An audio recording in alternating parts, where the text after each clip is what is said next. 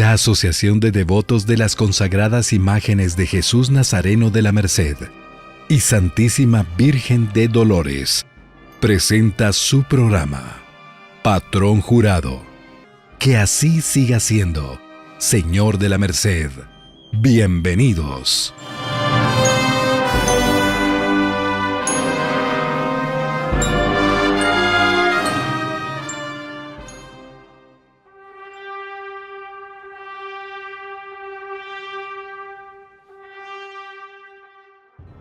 Buenas tardes María José, buenas tardes a todas las personas que desde ya y toda esta temporada nos han sintonizado a través de las radios y las plataformas de la asociación.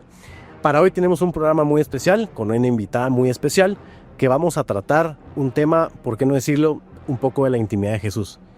Recuerde que el archivo mercedario ya lo pueden encontrar en las plataformas y redes sociales de la asociación, así es que sin más, acompáñennos al encuentro con la palabra.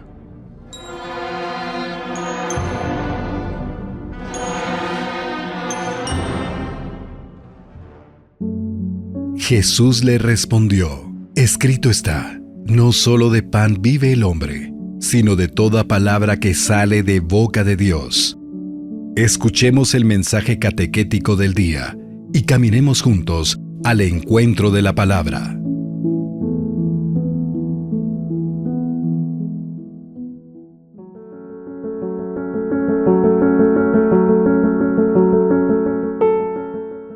Buenas tardes. Hoy reflexionaremos el Evangelio de Mateo, en ese momento en el que Jesús nos dice que Él vendrá y reunirá a todas sus naciones. Nosotros como pueblo de Dios estamos invitados a encontrar esa presencia viva de Jesucristo en medio de nuestro pueblo también. Este Evangelio nos dice que Jesús se manifiesta de formas muy particulares y concretas propias de nuestra cultura guatemalteca, por ejemplo con los enfermos, yéndolos a visitar, compartiendo con aquellas personas que tienen necesidades. La Biblia dice los hambrientos y los sedientos, visitando a las personas que están presas, atendiendo a los migrantes y forasteros. Hoy estamos invitados como católicos a reflexionar de qué forma encontramos a Dios en aquellas personas que tienen más necesidad que nosotros. La invitación es a compartir con el hambriento y el sediento, a atender al forastero y al migrante, a orar y visitar a los presos y desde esas realidades concretas sentir la presencia de Dios.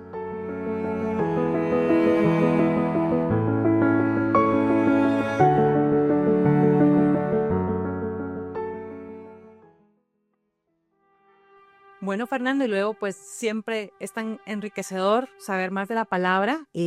Recordemos de que en su segmento Dios se lo pague, tenemos el día de hoy la Yone del maestro Enrico Petrella. Y bueno, para explicarnos un poquito acerca de esta marcha tan especial, tenemos una invitada de super lujo realmente.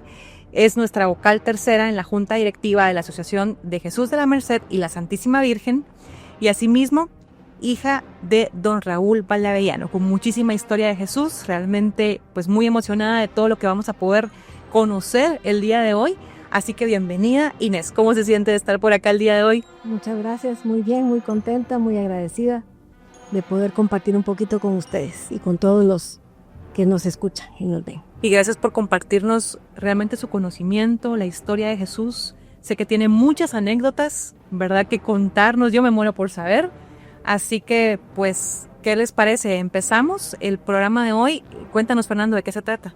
Bueno, el programa de hoy trata acerca de los mayordomos de Jesús y de cómo este significado tan simbólico tiende muchísimo a ver siempre con la intimidad de Jesús, con su ropero, con su ropaje, con su ajuar, con sus enseres.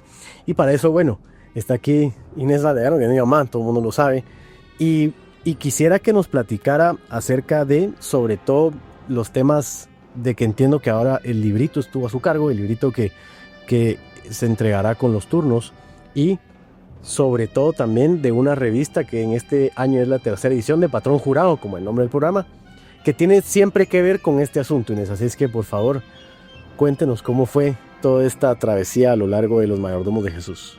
Pues gracias. En principio se trabajó una investigación. Para ello se tomaron algunos libros para lograr buscar algo muy bueno y muy real de los libritos, por ejemplo, de don Carlos Díaz. Y también se entrevistaron a personas que tuvieron mucho que ver con esta parte tan importante y tan cercana con Jesús. Entonces se entrevistaron a personas que pues tuvieron que ver en diferente tiempo, y la verdad es que todas pues muy, muy contentas y muy emocionadas de contarnos las vivencias que tuvieron, de cuando había que mudar a Jesús, de cómo se manejaba esa situación. Algo muy importante es que, por ejemplo, de cuando yo era pequeña, y me acuerdo de la yaya, de que se mencionaba, la yaya era... Doña Carmencita Batres. Exactamente, Sí. ella era la mayordoma, ¿verdad? Sí. Ella cuidaba las vestiduras de Jesús. De hecho, ella regaló un armario, El mueble de la yaya. el mueble de la yaya, para guardar las túnicas de Jesús, ¿verdad? Que se conserva. Entonces, siempre ha sido muy importante ese momento. Se le ponen sus velas a Jesús y todo es algo muy importante, y pues a través del tiempo ha ido cambiando de personaje, ¿verdad? De personas que lo cambian, y siempre ha sido un espacio muy, muy místico, muy delicado, de mucha responsabilidad y de mucha devoción, ¿verdad? No es algo como que todo mundo lo puede hacer, porque es algo muy especial, y siempre se ha guardado cierta privacidad en ese Claro. sentido. Ahora, hablando puntualmente de lo que usted mencionaba, esa línea como el tiempo de la mayordomía, por lo que nos ha contado, así como dice Majo, a manera de spoiler, del librito, este término ha ido como modificándose un poco y ha ido cambiando a lo largo del tiempo, al igual que las funciones y las personas. ¿Qué nos puede contar o desarrollar acerca un poco más como del tema puntual de las personas? Por ejemplo, de cuando yo me acuerdo, era Chepe Bolaños. Chepe Sí. Bolaños era el sacristán, pero era el mayordomo también. Una persona de muchísima confianza, claro, así es. Confianza, manejaba las llaves de los armarios, o sea, no podía haber nada si Chepe no estaba, ¿verdad? Y entonces Chepe era una persona muy especial y con mucha devoción también, ¿verdad? Entonces era importantísima su papel, importante porque él conocía dónde estaba todo, y a la vez era sacristán de la iglesia. Entonces eran como dos cosas que él compartía, y lo hacía puntualmente. O sea, él era especial, él sabía dónde estaba cada herramienta, cada tornillo, cada alfiler, y entonces era algo muy especial, de verdad, era importante. Ahora, pero don Chepe era una persona, como usted, yo todavía me acuerdo de don Chepe, increíble, con sus famosas chumpas, que después vamos a platicar. Pero cuéntenos un poco más acerca, don Chepe en la época de mi abuelo, don Raúl, pero don Chepe ya había venido antes, desde la época de don Carlos, y luego han sucedido así como ciertas eras, digamos, o ciertas etapas entre que las personas, tanto los encargados generales, que en su momento fueron llamados mayordomos, como las personas, digamos, responsables del cambio de Jesús y de sus enseres. ¿Cómo se van conectando al final? Porque se transmite el conocimiento, ¿no? O sea, ¿cómo conecta, digamos, una época con la otra para lograr esbozar ese línea de tiempo para llegar a lo que tenemos hoy en día? Sí, de alguna manera, por ejemplo, mi papá seguramente le aprendió a Carlos Olivero. Don Carlos, sí. Ajá. Chepe, incluso, como tú ya mencionaste, ayudaba a Carlos, ayudaba a mi papá, y después el hijo de Chepe, Roberto, y el nieto de Timonel de Jesús también, Roberto. Entonces es una cosa que se va transmitiendo, pero siempre hay una conexión familiar, y hay una conexión con Jesús, ¿verdad? Y Sí. con la Virgen incluso, ¿verdad? Entonces ha sido como de paso en paso. Las personas que han sido las encargadas, después fue Manuel José, tuvo el personal que lo ayudaba a él. Después, posteriormente, también está Eduardo Andrade, luego está Raúl Morán, que actualmente es el mayordomo de Jesús y es el vocal de la junta directiva encargado de eso. Entonces, eso se ha transmitido, y sí, lo que quiero hacer énfasis es que es algo muy especial y es un momento muy íntimo. De hecho, pues presenciar ese momento es algo, de verdad, es una experiencia muy linda, estar tan cerca de Jesús y poder, pues es de mucho fervor también, ¿verdad? Sí, se ve de una manera muy intensa. Así es. Y una pregunta, Inés. Bueno, yo sé que es una tradición que se traslada prácticamente, o sea, es información de la historia de Jesús que se pasa realmente por los encargados y hacia los mayordomos también. ¿Cómo sucede? ¿Sucede en un aprendizaje viendo al inicio? Me imagino que también, por ejemplo, su papá participaba desde antes de ser encargado general. Que nos cuente un poquito cómo él fue viendo y aprendiendo todo esto. En tiempos de Carlos Olivero el que hacía el cambio. Entonces, al principio se ve, o sea, es un aprendizaje de vista de cómo, por ejemplo, poner el símbolo a Jesús es algo muy especial. Es complicado que si le quedó una parte más larga, o la cruz, cómo mover la cruz para que engarcen los tornillos, ¿verdad? Claro. Entonces, como te decía, en tiempos de Carlos Olivero, era Carlos Olivero, ¿verdad? Entonces, de vista, después fue mi papá, ¿verdad? Mi papá Él vio mucho tiempo, él vio, prácticamente. y entonces él empezó, o sea, yo me acuerdo mucho de las pocas oportunidades, pero dichosa yo de verdad de haber podido tener ese honor, de cómo el cíngulo, yo me acuerdo mucho de cómo medir el cíngulo por las vueltas que le da y por cómo deben colgar al final las borlas. Milimétricos. Sí. Sí. O sea, milimétricos. Era como ya como que en las manos ya mi papá ya tenía la medida para que cocinar, quedara bien. ¿verdad? Algo O así. sea, como cuando no le dice, ¿cuánto le pusiste? Usted cocina bien. Exacto. Con tu chizo, ¿verdad? Un poquito, ¿no? Se siente la medida. Y así fue pasando, ¿verdad? De hecho, ahora yo veo a Raúl y la misma cosa, ¿verdad? Aquí no, esto va acá, esto se jala acá, que las mangas, que como queda, que la cruz no llega. Tengo muy presente cuando fue el terremoto del 76. Yo no estaba ahí, pero mi papá lo contaba de una forma tan vívida, ¿verdad? Okay. Cuando tenían que bajar a Jesús, mi papá estaba acostado moviendo los tornillos de la peana y no salían y estaba temblando. Sí. A las réplicas. Estaba temblando, ajá. Entonces mi papá decía no salía. Entonces de repente ya salió, pero era un milímetro, un poquito de la herramienta que estaba usando para que salieran los tornillos de la peana para poder bajar a Jesús, ¿verdad? Entonces son cosas muy delicadas y que se dan en el momento, a veces como que no casa, ¿verdad? Claro. O como cuando Jesús a veces uno le toma una foto y dice, no me salió bien, como que él no se deja tomar la foto. O como cuando sí a la primera sale una foto hermosa de Jesús, ¿verdad? Jesús es hermoso en todos sus ángulos, pero hay que una foto dice uno, no estoy contenta con esta foto, ¿verdad? Exactamente. Para mí lo que me llama la atención es un factor que después de todo lo que nos ha contado y de lo que yo puedo saber o puedo conocer es que siempre existe ese tema generacional. O sea, siempre está que en su caso, pues bueno, fue su papá, mi abuelo, está en el caso de muchas otras familias que a lo largo de las historias generacionales siguen participando y lo seguimos teniendo, digamos, estas nuevas generaciones dentro de la Merced, que su papá, su abuelo, su tío, o fue mayordomo, o fue encargado general, o fue de alguna forma asistió en estos cambios. O sea, ¿cómo es que siempre para siendo un tema familiar? Por la devoción a Jesús, porque eso se va transmitiendo de generación en generación. O sea, es raro que haya una persona que llegue que no le hayan inculcado esta devoción y este fervor hacia Jesús. Entonces hay familias, de verdad, como tú lo mencionas, que van pasando y que siempre las ves el Viernes Santo o el Martes Santo, claro. Y que es ese tiempo cuando las ves, ¿verdad? Es ese momento cuando... La gente de Semana Santa. La gente de Semana Santa que son conocidos tal vez de vista, pero de toda la vida. De toda la vida, pero que en el resto del año a veces no los ves, ¿verdad? Correcto, de una tradición. Así es. Entonces eso se va transmitiendo de generación en generación. Yo, por ejemplo, ahorita me siento orgulloso que Alejandro, mi nieto, tu hijo, él también esté participando de este fervor y de esta tradición nuestra, ¿verdad? Ahora bien, Inés, yo tengo una pregunta. Hablando del tema de la mayordomía de Jesús, mencionaba que hubo una mujer mayordoma, ¿verdad? ¿Han habido más?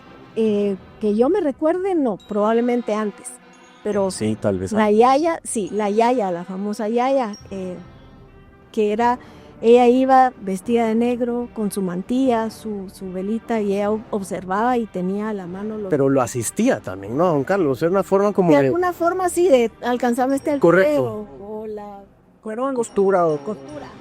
Aquí se le falta este botón, ¿verdad? Por ejemplo. Sí, porque ahí entra también otro tema que son, digamos, la tecnología de esa época. Ahora tenemos y conocemos las túnicas con zipper o con algunas otras facilidades. Antes era botón o velcro, o antes era como botón o con remache de gancho. O sea, también era diferente. Pero ella estaba ahí en todo y ella conocía cómo arreglarlo, cómo quedar bien para que Jesús estuviera bien, ¿verdad? Qué impresionante. En algún momento yo me acuerdo que sí, pero contésteme usted.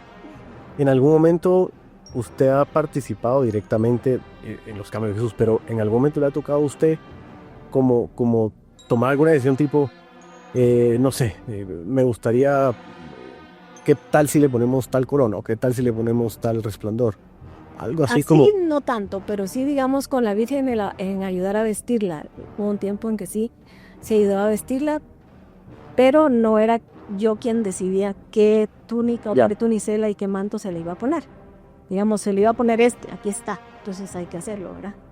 Y digamos, excelente tema, porque no solo se trata de esa intimidad de Jesús, sino también de la Virgen y de los santos acompañantes. También. Ahora, hablando puntualmente de la Virgen, a mí me llama la atención que, aunque sí, son imágenes de vestir, pero usted mencionaba manto y tunicela, de entradita ya es otra cosa.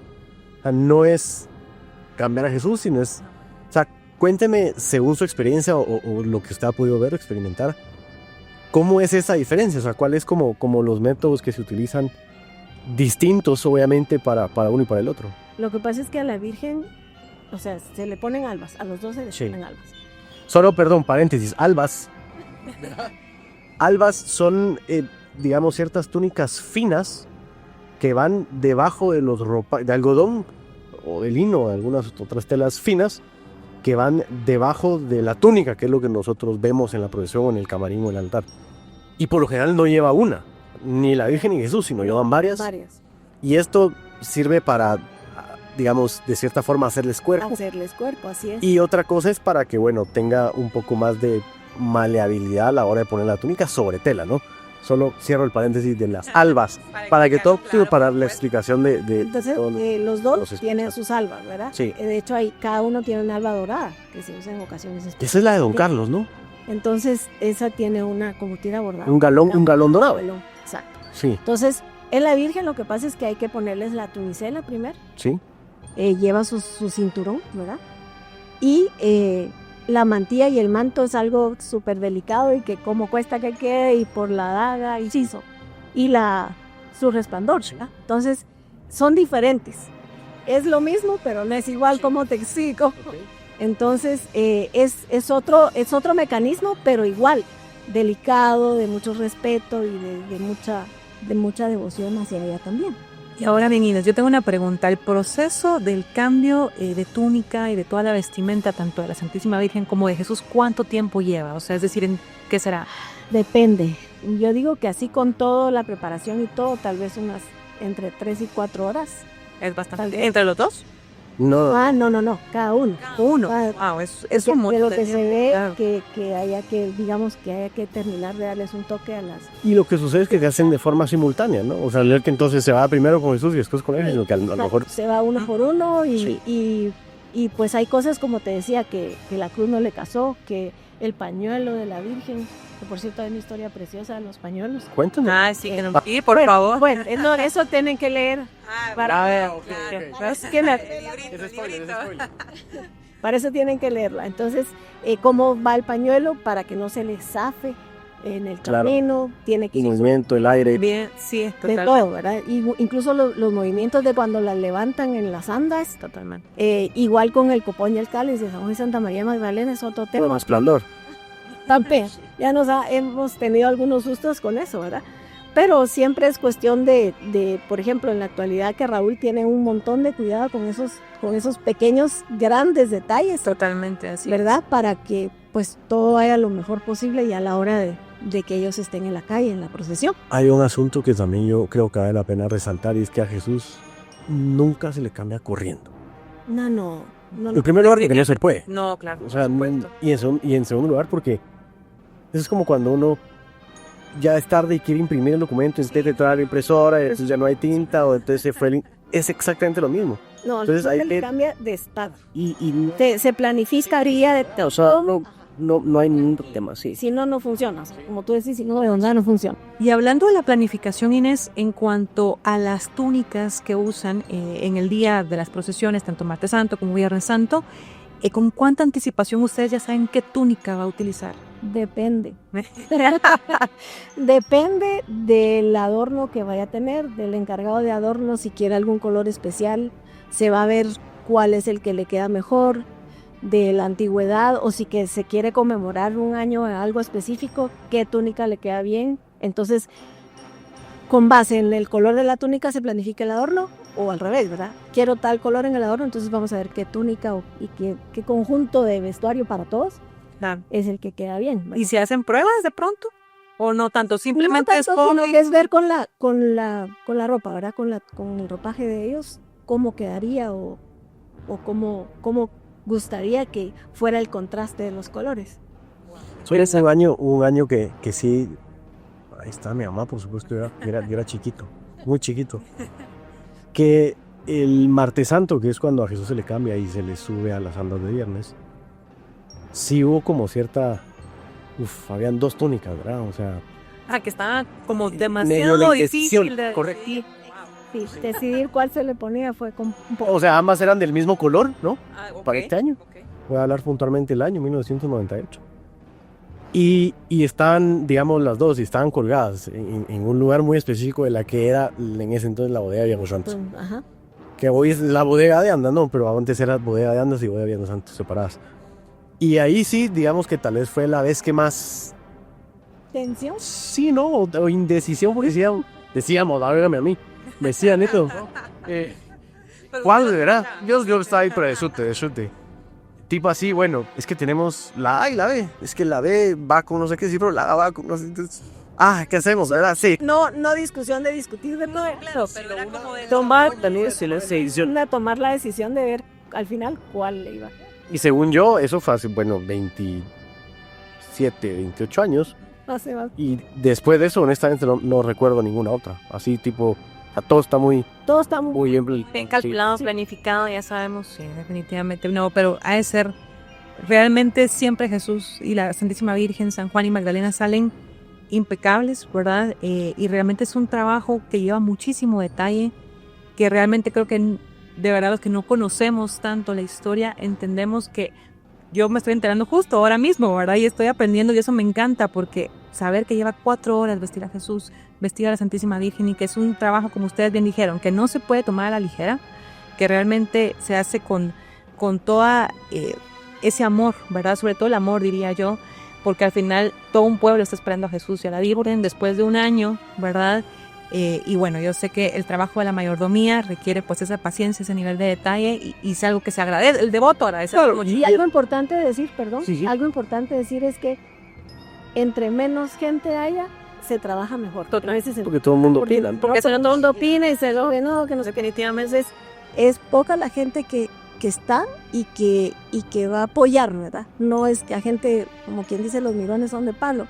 No, por supuesto. Porque entonces no funciona y tiene que haber cierta sincronía entre los que están Así es. para que la cosa funcione mejor, ¿verdad? Sí, y otro tema que yo creo que igual vale mucho la pena resaltar, sobre todo estas nuevas generaciones, es que digamos cuando se piensa en esta parte del ropero de Jesús, ¿no? De la túnica de Jesús, no solo debemos pensar en la túnica de Jesús, debemos pensar en la tunicera de la Virgen, en el manto de la Virgen y en los mantos de los acompañantes. Es decir, Correcto. no debemos como dejar solo como No. la túnica de Jesús y la delicadeza de cambiar a Jesús y etcétera, etcétera, sino más bien se trata de que al final, como lo dijo María José, en las procesiones que todo el mundo diga, wow, qué lindos van, qué elegantes y qué bien se ven, ¿verdad?